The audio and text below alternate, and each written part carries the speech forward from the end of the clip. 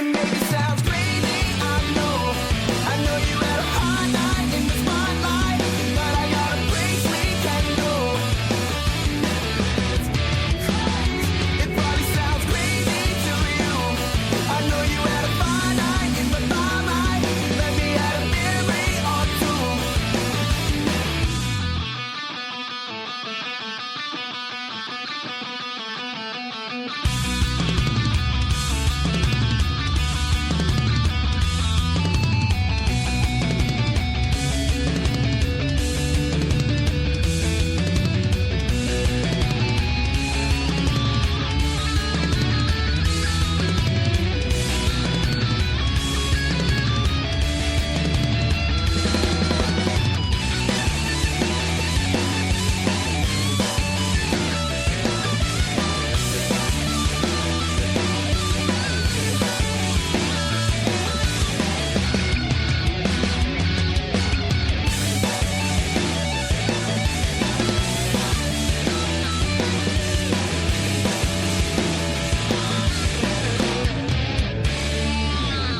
It's hour number 2 of the Doug Stewart Show, baby. Let's go.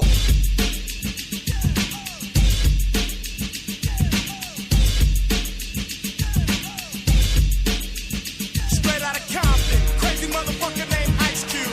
From the gang called niggas with attitudes. When I'm called off, I got a sawed off. Squeeze the trigger and back. Welcome back to the show, hour number 2. Coming up in about 30 minutes, man. We're going to have a little entertainment talk, man. Nicki Minaj came back on Remy Ma. We'll get into that. O.J. Simpson news.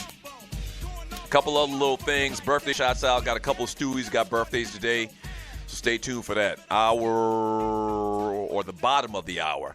A little entertainment talk on the Doug Stewart Show. 404-382-0338. You can also email me at doug@thedougstewartshow.com. So now with all of this Cleveland Browns, Houston Texans thing, Tony Romo is now expected to be traded. And I don't even know if this is going to happen.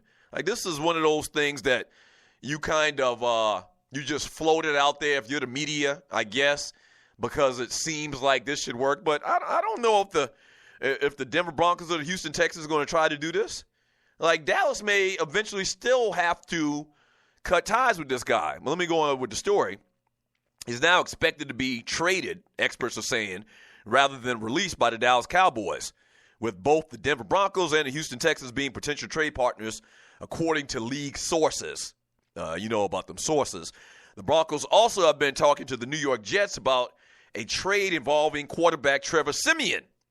All right. If the Jets cannot land Siemian, they have discussed adding Jay Cutler, who will be released by the Bears, according to further sources as well. I don't know. I mean, it seems like that the Texans are trying to make room so that they can make a deal for Tony Romo. But the one thing about that whole equation, as I mentioned at the top of the show, man, I mean, why would you make all of these moves and put your franchise in the hand of a guy who probably, and listen, I'm not wishing this on anybody. I think I probably need to say that because, you know, the way I was raised and being a competitor, you know, one of the unwritten rules in sports is you don't wish injury on nobody. All right. And I'm not saying I wish Tony Romo to get hurt. But what I'm saying is, all right, based on history, based on all the injuries that Tony Romo has suffered throughout like the last 5, 6, or 7 years, I think it's a fair point to make that the chances are is that he won't finish a season. Not only will he not finish a season, he's probably going to miss significant time if he gets out in the field because he's going to take a shot. He's going to take several shots. And last year, the very first shot that he took put him out for 8 weeks. Okay, so he's had multiple injuries. I mean, injury after injury. I mean, you could just go down the slate of all the injuries that this cat has had. And, you know, if you're the Texans, do you want to, you know, pay, which I would think is probably based on his numbers, he's still going to have to pay the guy a pretty good sum of money. Do you want to kind of like,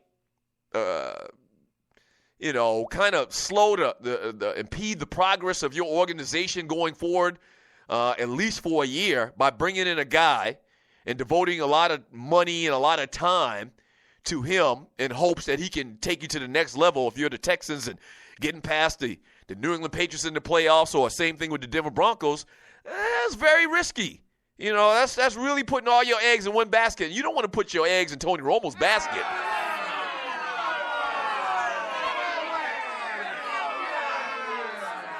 So I don't know about that. So I want to get your thoughts on that at 404-382-0338. You can also email me at Doug@thedougshoreshow.com. A couple other notable free agent agreements / signings. Matt Barkley is headed to the San Francisco 49ers. The 49ers also agreed to deal with the receiver Aldrick Robinson that was mentioned earlier.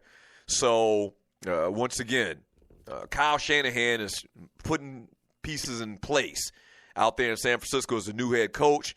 Former Patriots cornerback Ryan agrees to a deal with the Titans. Logan Ryan has agreed to a deal with the Tennessee Titans. The 3-year deal is worth $30 million. So the New England Patriots, in effect, let this Ryan kid go and get the kid out of Buffalo to take his place, which is a good deal for them. The Texans trade quarterback Brock Osweiler. We've talked about that for a 2018 second-round draft pick to the Browns. The Eagles add Alshon Jeffrey, former Chicago Bear Alshon Jeffrey. One thing about that Texans deal, once again, for Brock Osweiler, you also don't know where that pick is going to come from for the Browns in the second round. You know, the Texans could in effect make it to, the divisional round, or maybe they could even possibly make it to the AFC Championship game or whatever, possibly. And then so you're talking about the end of the second round, damn near a third rounder. It's not slotted for a particular place as far as I know. So say the Texans go out next year and they have a great year and their second or their pick is, second, third from the bottom. So you're picking 28th in the first round, and then you're picking, at the 28th spot in the second round as well. So that's damn near a third-round pick. But anyway, Alshon Jeffrey is headed to the Philadelphia Eagles. They have a need at wide receiver. They're definitely trying to help your boy Carson Wentz with some help at the wide receiver position. The Cardinals signed Antoine Bethea. Shouts out to Antoine Bethea, man. HBCU grad, I don't know if he graduated, went to Howard, but has played in the NFL for a long time. I'm trying to look at his numbers right now. He was drafted in the NFL in 2006. So this is his 11th year in the league. Solid player for a long, long time. 6th-round pick out of Howard University, man. Shouts out to Antoine Bethea. Got him another job.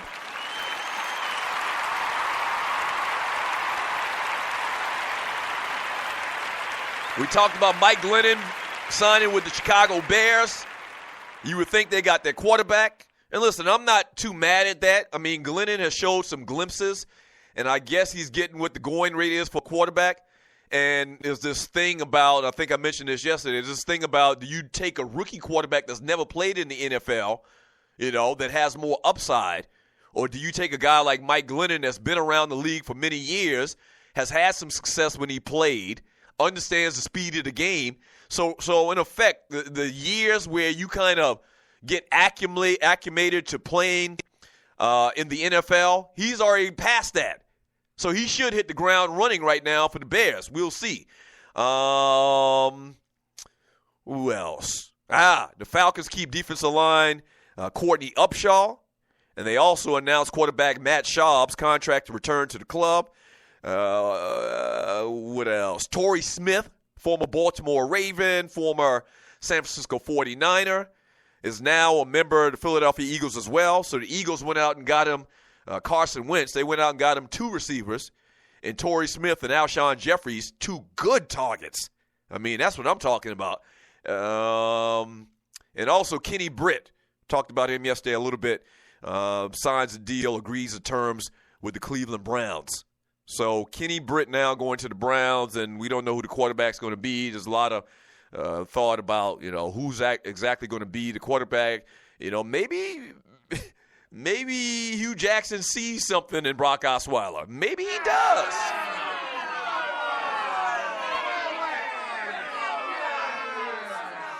Let me read some messages in the chat room on Spreaker.com. Don't forget to vote for this week's Ball Penis Award by going to the Doug Stewart Show Facebook chat group and casting your vote.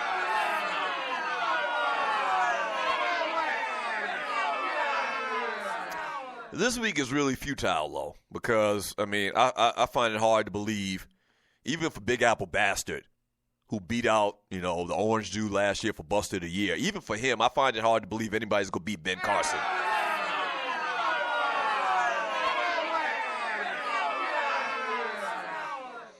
So your nominees are Grego the Stewie, That Ninja the Stewie, Ben Carson, Angry Black Man the Stewie, Thorny Switch the Stewette, Babs. I don't even know if I even want to classify him as a Stewie. It's just Babs alone, just Babs.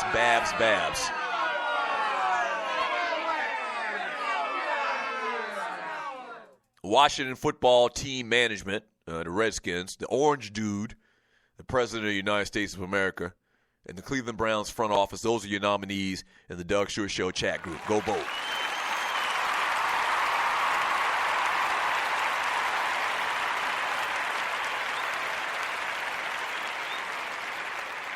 From Cedric Galloway.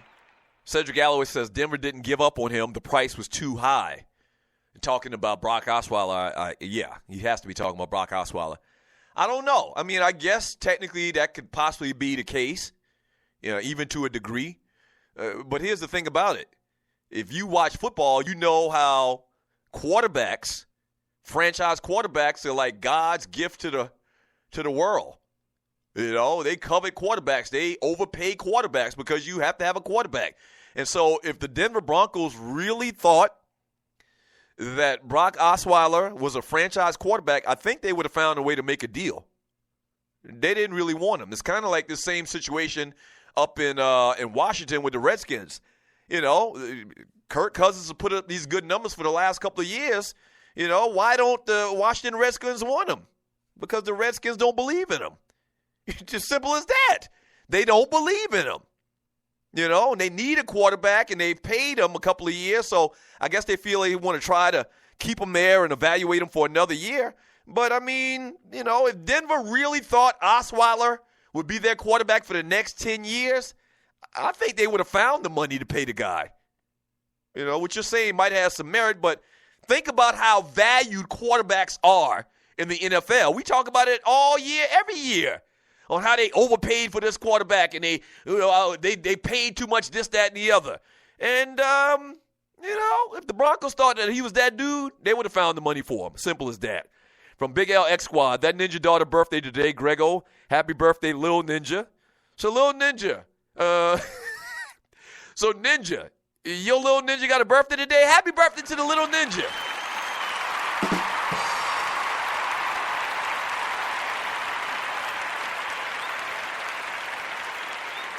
Yeah.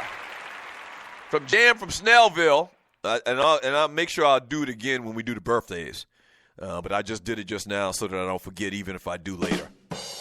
Jam from Snellville. If I was a fan of the Texans and Broncos, I'd like my team to go after Romo, but if not, I would go after Deshaun Watson by any means necessary. You know what? Based on what Dak Prescott did last year, based on what Russell Wilson did very early in his career, Deshaun Watson's been lauded as this, this can't-miss quarterback by Dabo Swinney. Dabo even compared him to Michael Jordan. And you look from day one when Deshaun Watson got on the field, man, he's been successful. Like, maybe Deshaun Watson can come in there and repeat, what Dak Prescott did last year. It's not outside the realm of thinking. Maybe you go ahead and take one of these young cats, man, even if you're a team that's just a step away, you believe, and making it to a Super Bowl.